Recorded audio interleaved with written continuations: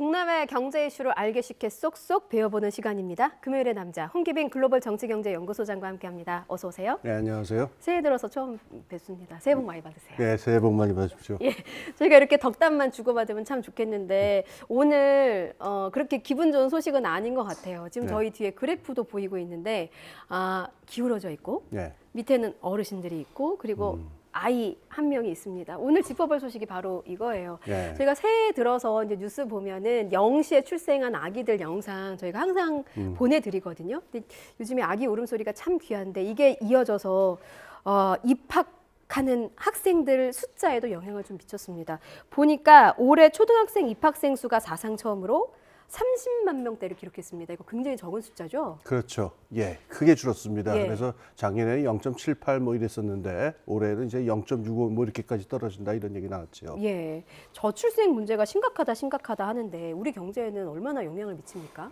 뭐 아주 고전적인 대답이 있습니다. 그 예. 250년 전에 그 아담 스미스라는 사람이 국부론이라는 책을 썼는데 거기에 보면은 나라의 부란 국민들이 어느 만큼 일을 잘하느냐 하고 국민들의 숫자가 어느 만큼 많으냐, 즉 인구가 어떻게 되느냐가 가장 중요한 요인이다 이렇게 나와요. 예. 현대경제학 얘기로 하자면 이제 잠재 성장률이라고 얘기를 하는데 인구가 1% 줄 때마다 그 성장률이 0.7%, 6% 이렇게 줄어든다. 이런 연구들이 있죠. 뭐 이런 숫자를 내지 않는다 하더라도 말할 것도 없이 그 경제 사이즈가 줄어들게 됩니다. 예.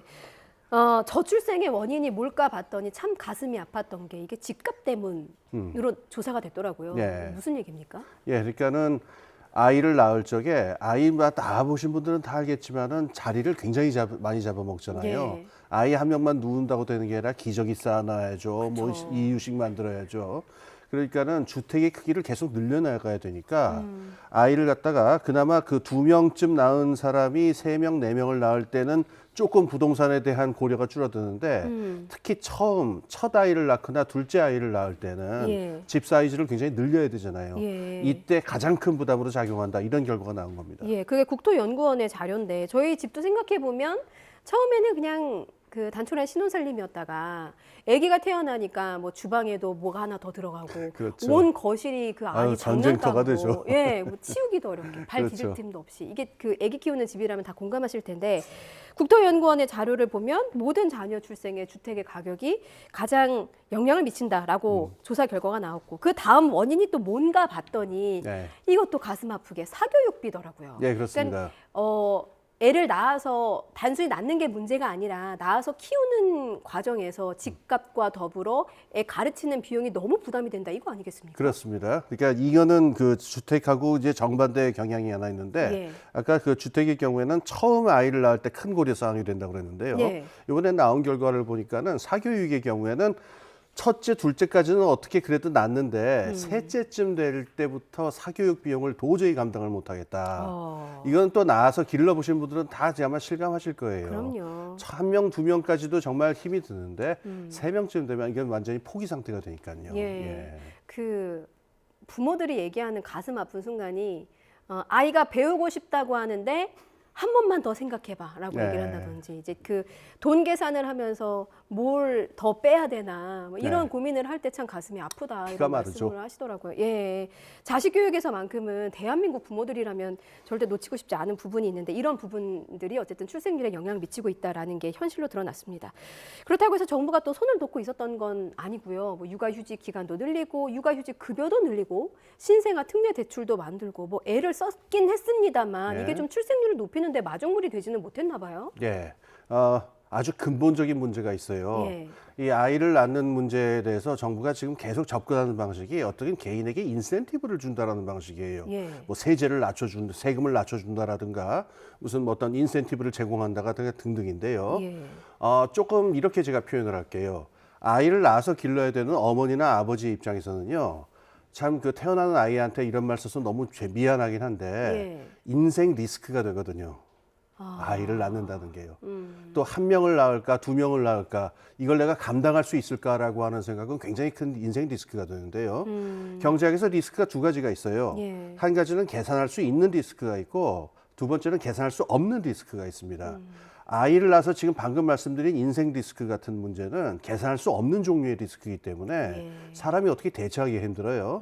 그런데 이걸 갖다가 무슨 몇만 원 세금을 어떻게 올려주네, 뭐를 내려주네 하는 식으로 얘기하는 거는 계산할 수 있는 리스크에나 해당되는 대책이 되는데 예. 지금까지의 정부 대책이라고 하는 게 사람들이 이 포괄적인 어떤 인생 리스크에 대한 문제를 가지고 예. 이건 너무 이렇게 작은 어떤 그 미시적이고 근시안적인 방식으로 대처를 한 게 아니냐. 이래서 완전히 빗나갔다라고 하는 비판이 지금 강하게 나오죠. 그 말씀하신 인생 리스크가 비단 우리 네. 부부만의 리스크가 아니라 아이를 낳으면 그 리스크가 아이에게 되물린다는 그렇습니다. 부분까지 생각을 하면 예, 그 아이를 안 낳는 게 아니라 못 낳는 게 아닌가?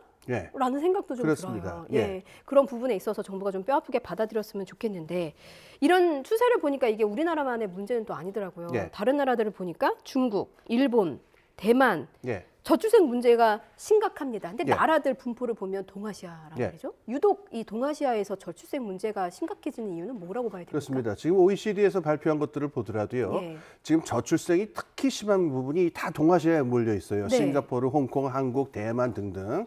근데 방금 굉장히 중요한 말씀을 하셨는데 네. 우리가 인생 리스크에서 아이를 낳으면은 그 리스크가 어떻게 되면 나만 리스크를 낳는 게 아니라 아이한테도 넘어가고 뿐만 아니라 이 가족 전체로 넘어갑니다. 예. 우리 할아버지, 아버지, 어머니, 할머니 등등. 왜냐하면 아이 낳으면 둘째, 예. 셋째 낳다 보면은 케어가 안 되니까 부모는 돈을 벌어야 되고 온 집안이 달려들어야 되는 그렇죠. 거죠. 그렇죠. 예. 그런데 이 동아시아의 특성이 있어요. 두 가지 특성이 있는데 첫 번째는 결혼하고 출산하고 항상 같이 갑니다. 그러니까 서양, 그러니까 유럽의 경우에는요.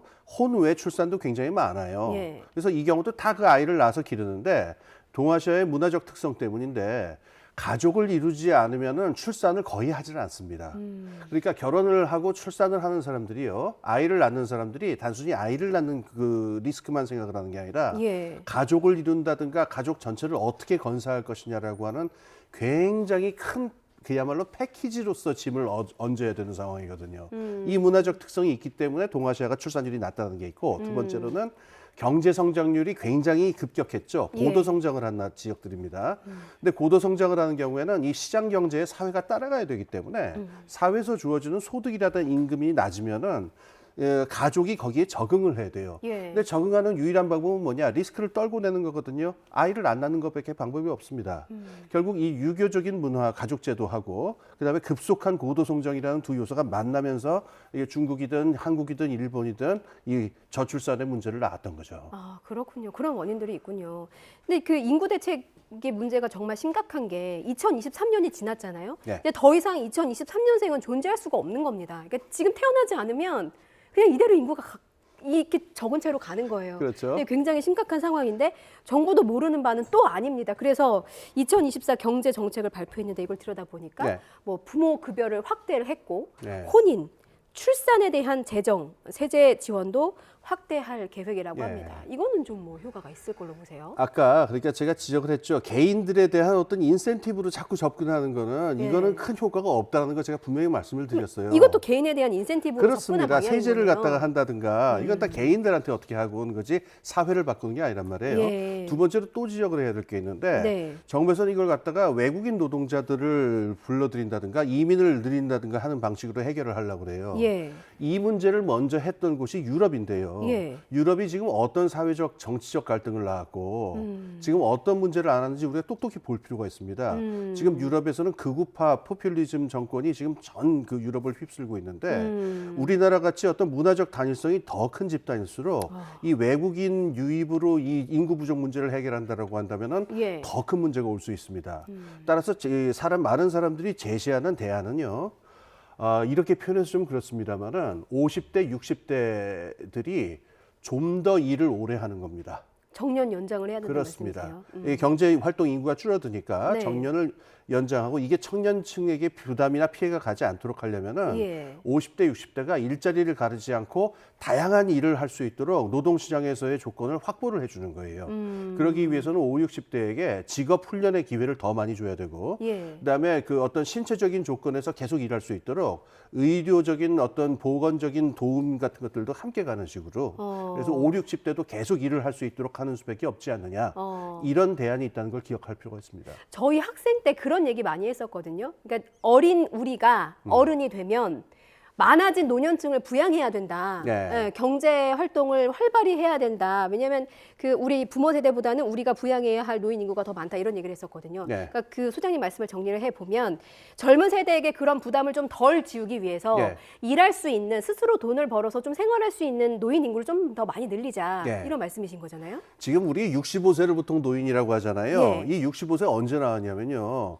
1867년에 독일의 비스마르크가 그 노인 복지를 할 적에 정해진 숫자예요. 지금 그 당시 기대 수명이라고 하는 게 예. 정말 낮았었어요. 그러니까 65세를 넘는 사람이라는 건 거의 없었던 당시에 정해진 숫자인데 예. 사실 요즘 65세라고 한다면은 이걸 뭐 존중해야 될 부분이 있겠지만은 이 노인 대접을 받기 좀 면구스러운 나이입니다. 65세라고 아주 하면은. 젊으시죠. 인생은 60부터인데. 그럼요. 평균 수명이 너무 길어졌기 그렇죠. 때문에요. 그러니까 이 65세를 넘으면은 퇴직을 해야 되고 은퇴를 해야 된다는 관념, 21세기에는 저는 바꿔야 된다고 생각합니다. 그래서 이제 연령을 높여야 된다는 주장도 나오는데 그러면 어느 정도로 높이면 좀 현실적으로 지금 좋겠습니까? 72세 이야기가 지금 나오고 있는데요. 네. 이거는 아까 말씀드린 게 중요합니다. 72세 다 좋은데 예. 이거는 은퇴를 했을 적에 72세 얘기지. 예. 계속적으로 활동을 한다든가 이렇게 되면은 신체적, 정신적으로 어떤 마모라든가 손상 같은 게 올 수가 있으니까 일할 수 있는 조건들, 그런 의료 보건적인 조건이라든가 직업 훈련이라든가 네. 이런 조건들을 갖추면서 노인연의 숫자를 어떻게 정할 것인지 새롭게 정할 필요가 있습니다. 그렇군요. 그렇군요. 실제로 이제 그 통계를 보니까 60세 이상의 취업자가 경제 허리인 40대 취업자보다 많아지고 있다고 합니다. 그러면 지금 이 시기가 이 정년 연장 논의 그리고 노인이라고 부를 수 있는 기준 연령을 좀 상향하는 거에 대해서 논의에 착수할 적기라고 보시는 거예요? 지금 늦은 감이 있죠. 아, 늦었다. 이미 늦었군요. 예, 늦었습니다. 빨리 시작해야 됩니다. 하루라도 빨리 시작하는 예. 게 국가 경제에 도움이 된다라는 짧은 평이셨고 연금제도 평가해 보겠습니다. 우리나라 연금 수준은 어때요? 연금 수준이 지금 제도는 이렇게 돼 있죠. 그러니까 그 외형적으로 보면은 복지 선진국과 비슷하게 돼 있어요. 그러니까는 노령연금하고 그 국민연금하고 퇴직연금 3층으로 깐다 이렇게 돼 있는데 예.